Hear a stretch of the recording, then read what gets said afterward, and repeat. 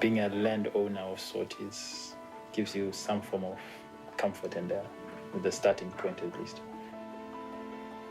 I'm Andrew Sirel, married to one wife, got 3 kids. Never saw myself owning a house. This came as a beautiful surprise.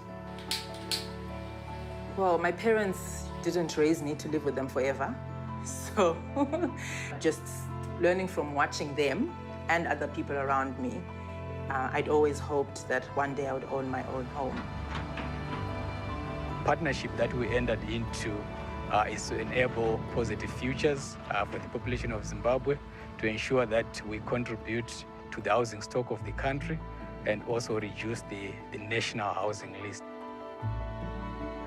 People who had never dreamt of owning a house, people who are in the informal sector, we enabled them to put a roof over their heads. So it feels great to be a homeowner, particularly living in Zimbabwe where things are really difficult. It's great to know that I don't have to worry about the roof over my head. I was excited about when I actually signed the papers and they said, this is your home. Now I'm already thinking, what's next? I would definitely do it again if another opportunity came that worked. So I'd definitely encourage other people to take something like this on.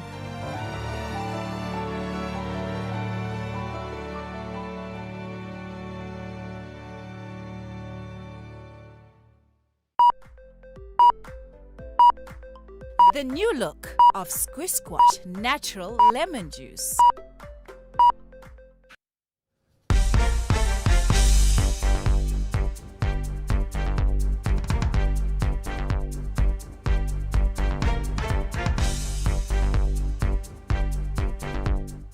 Coming to you live from our ZTN studios in Harare, this is ZTN News Blitz. Let's take a look at our top stories. Mozambique insurgency, is there an end in sight? 2021 tobacco selling season begins. Chamisa not worried about party name.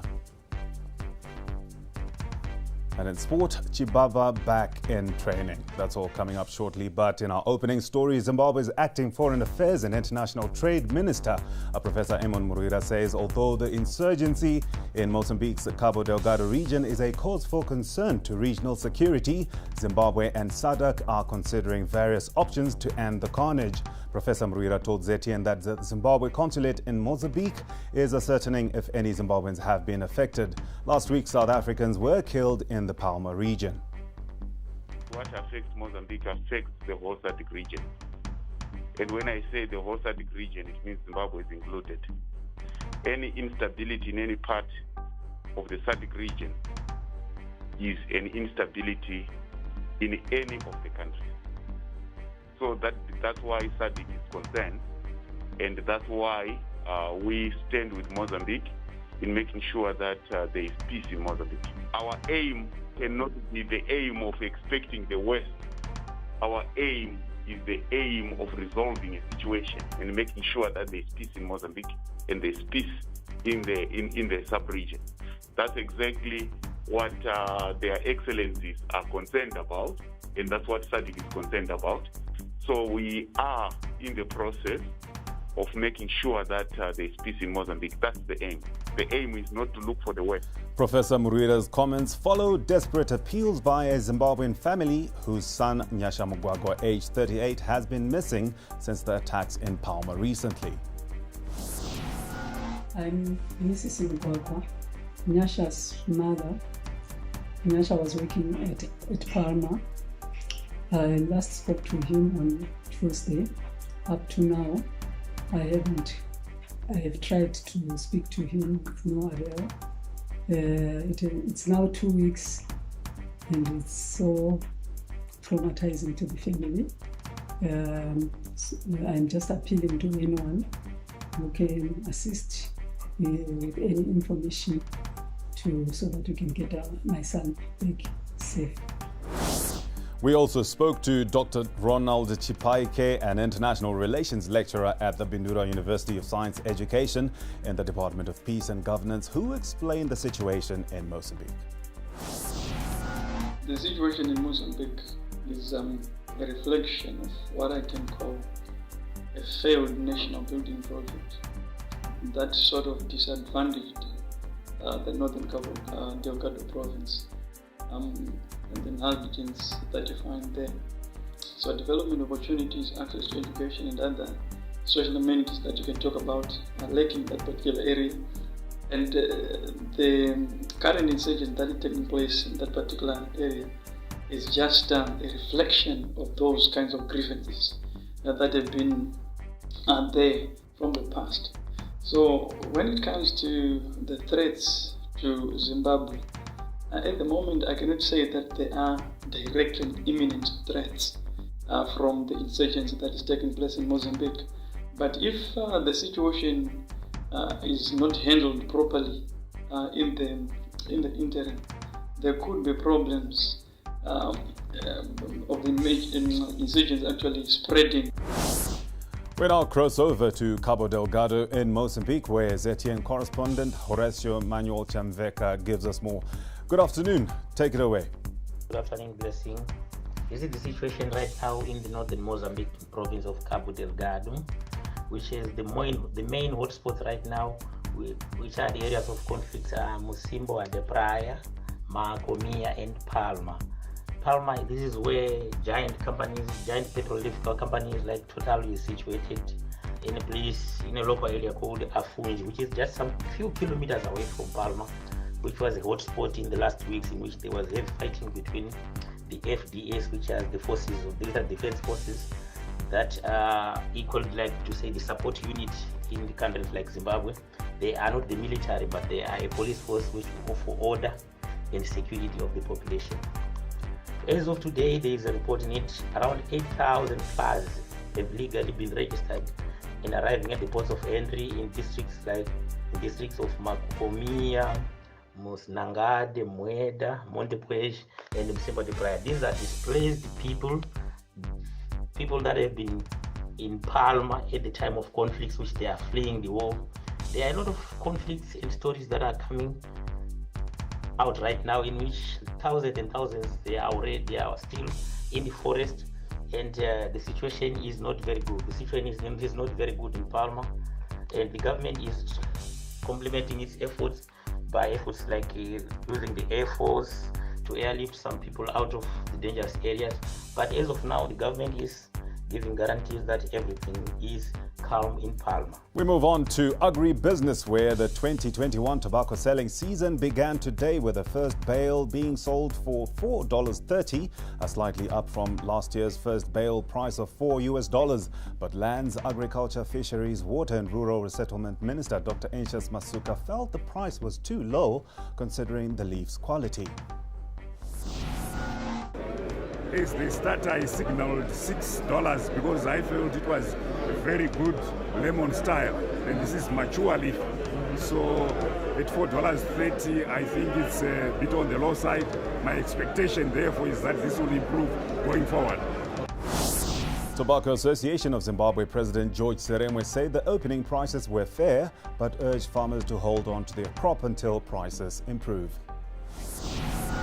Some of the prices for mainly the lower leaf, they are fair, but the upper leaf, the leaf, they are encouraging our farmers to hold on to it because the price we got here wasn't that great. We are expecting a bit more on the. But how much of the gold leaf is expected? Well, government estimates that 200 million kilograms will be sold this year. Judging just from the area expansion by 7% to 125,000 hectares, our expectation is that will probably be about 200 million kilograms of tobacco this year, which should contribute very substantially to foreign currency generation. On the flip side, Tobacco Research Board General Manager Dr. Dalia Garwe projects a lower figure. Based on what we're seeing, there is some good quality crop, but definitely from sentiments out there, we're not going to get the volumes that we thought we would be getting. So I hope that we'll be able to get at least to 190 million kilograms, but it's a hope. But some very nice tobacco here, I must say. We did talk to the farmers. There were mixed feelings from them regarding the opening prices. Ngozi ndasingataisiri kuti ndichasangana chiya nemaprice akafana akasemuso kutanga kudai but ndakangozvipira ndakangotaiwa akarega ndimboendesa wachi 10 bills andimboona kuti adzinoita sei but dzatengwa zvakanaka zvisingaiti.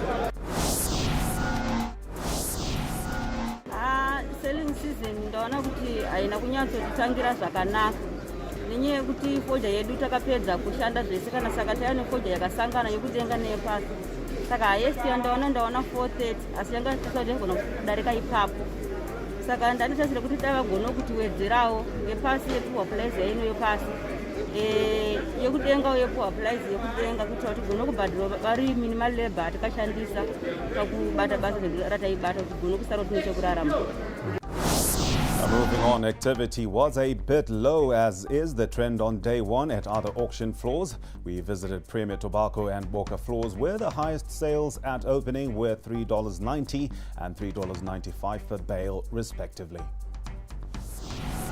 Today was our first day of the 2021 tobacco marketing season, and for us it was fair.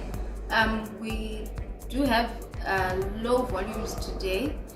Which was not a surprise for us because, as you know, I'm sure you know that Boca has now opened 3 other branches, decentralized tobacco floors, where we are serving our farmers on our contract floors. We've given them input, so we are not surprised at all by the volumes. In terms of the pricing, I think it was fair, but for us, we always like to see our farmers getting paid more, of course. But I think the pricing has been fair, and I think the season has started off on a good note. On to other stories. The MDC faction, led by Nelson Chamisa, says it is not worried about a potential conflict over its party's name. If by-elections are called, Douglas Monzora is likely to use the same name. Party spokesperson Advocate Fadzai Mahere spoke to ZTN correspondent Owen Kaura. We're a people-driven party. Under our people's agenda, everything we do is people-centered. Names are a creature of the people, as constituted through a constitution, yet we know it's never about the name. That's why a change of name is not our focus. Our focus is on a change in governance, a change in politics, and a change in course for Zimbabwe. On elections, the real conversation is around electoral reforms, something we set out in our reform agenda. We've always stated that any election that is not anchored on reforms will produce contested outcomes. Now, what does it take to prepare a child for a better future? Well, many people will obviously settle for education, but are communities doing enough to ensure that the younger generation is well groomed? The next report answers some of these questions.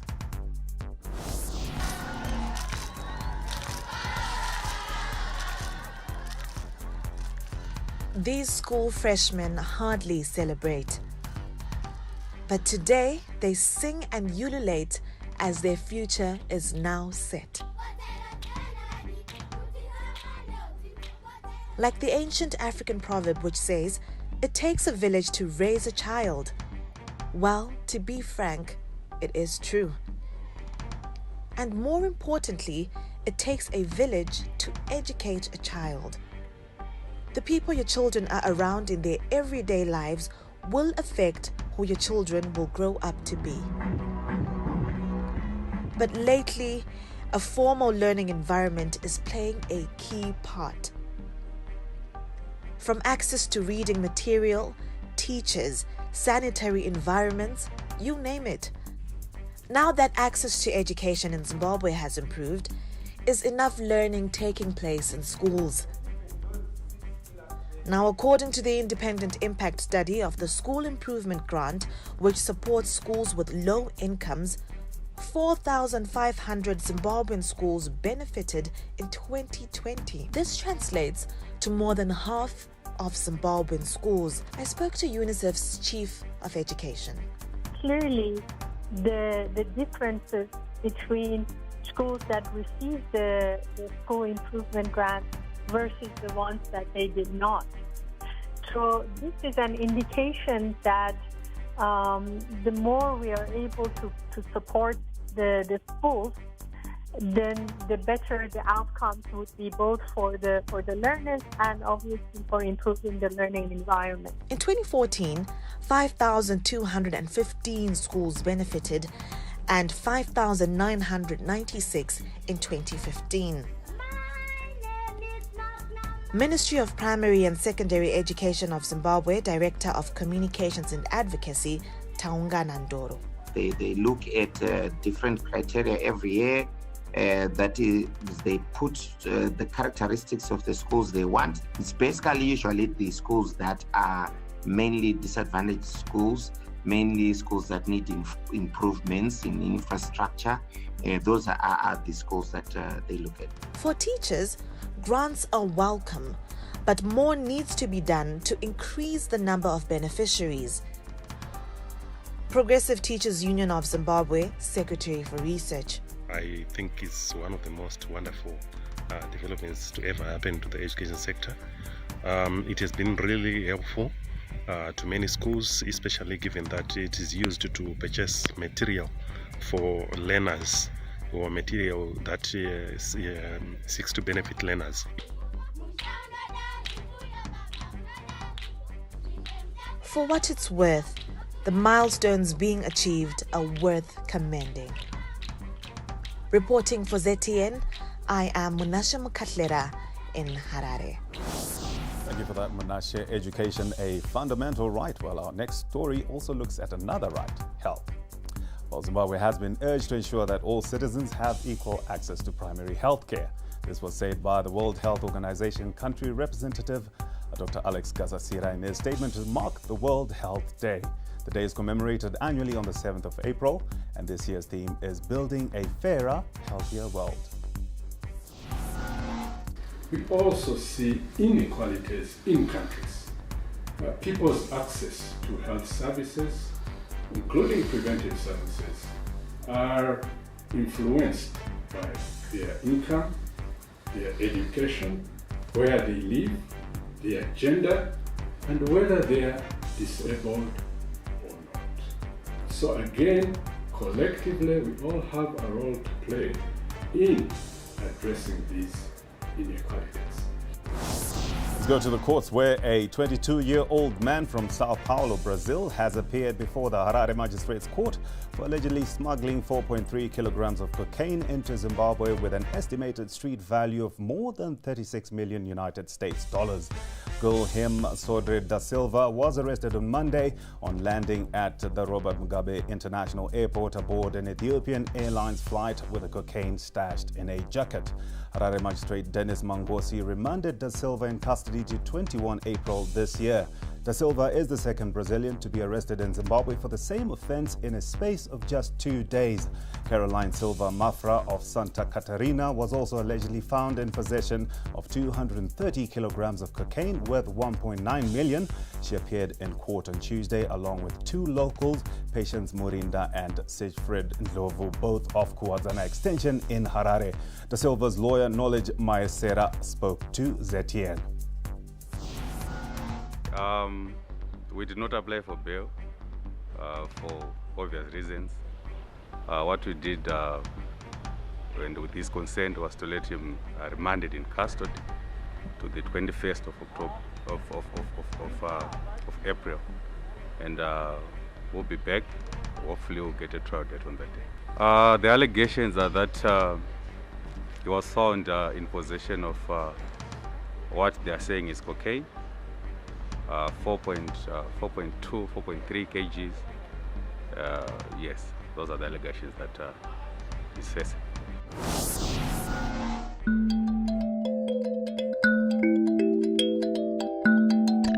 Hope is the sanctuary we cling to heal.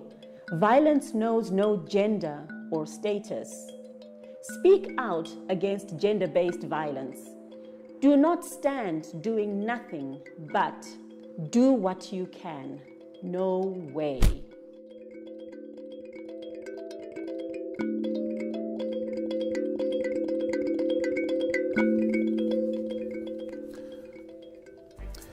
In regional and international news, Tanzanian President Samia Suluhu Hassan has said it is not proper to ignore the coronavirus pandemic.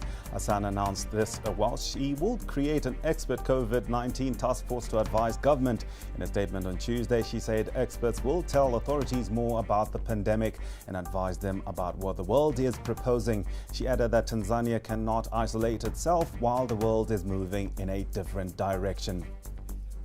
The United Nations says about a third of the entire population of the Democratic Republic of Congo is facing acute hunger and has appealed for urgent additional funding to deal with the crisis. The World Food Programme and the Food Agricultural Organization say it's never been this bad, with more than 27 million Congolese now urgently in need of food. Brazil has recorded more than 4,000 COVID-related deaths in just 24 hours for the first time, as a more contagious variant fuels a surge in cases. Hospitals are overcrowded with people dying as they wait for treatment in some cities, and the health system is on the brink of collapse in many areas. The country's total death toll is now almost 337,000, second only to the US. However, President Jair Bolsonaro says lockdown measures to curb the outbreak may do more damage to the economy.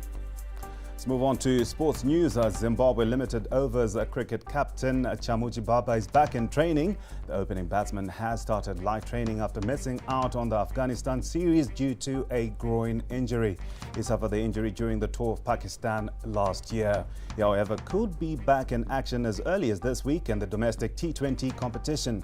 If fit, Chibaba will lead Eagles in the competition that starts on the 10th, ending on the 15th of April in Harare. Still in cricket, Zimbabwe wicket-keeper batsman Peter Joseph Moore has joined Irish club Munster Reds. The 30-year-old batsman will play for his new team in the Interprovincial Series starting next month. Moore is expected to leave for Ireland later this month and will move into quarantine for 10 days before joining his teammates. Meanwhile, more local cricketers are expected to play club cricket in the UK this season despite restrictive measures. That story brings News Blitz to a close this afternoon. Do remember to connect with us on our social media platforms on Twitter at ZTN_news, Facebook, Zim Papers TV Network, Instagram at ZTN, and do remember to like and subscribe our YouTube channel, that's ZTN. You can also visit our website ztn.co.zw. Thanks for watching.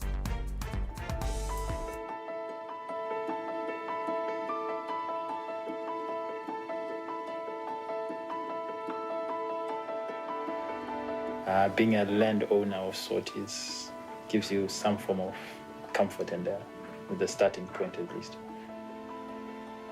I'm Andrew Sirel, married to one wife, got 3 kids. Never saw myself owning a house. This came as a beautiful surprise. Well, my parents didn't raise me to live with them forever. So just learning from watching them and other people around me, I'd always hoped that one day I would own my own home. Partnership that we entered into is to enable positive futures for the population of Zimbabwe, to ensure that we contribute to the housing stock of the country and also reduce the national housing list. People who had never dreamt of owning a house, people who are in the informal sector, we enabled them to put a roof over their heads. So it feels great to be a homeowner, particularly living in Zimbabwe where things are really difficult. It's great to know that I don't have to worry about the roof over my head. I was excited about when I actually signed the papers and they said, this is your home. Now I'm already thinking, what's next?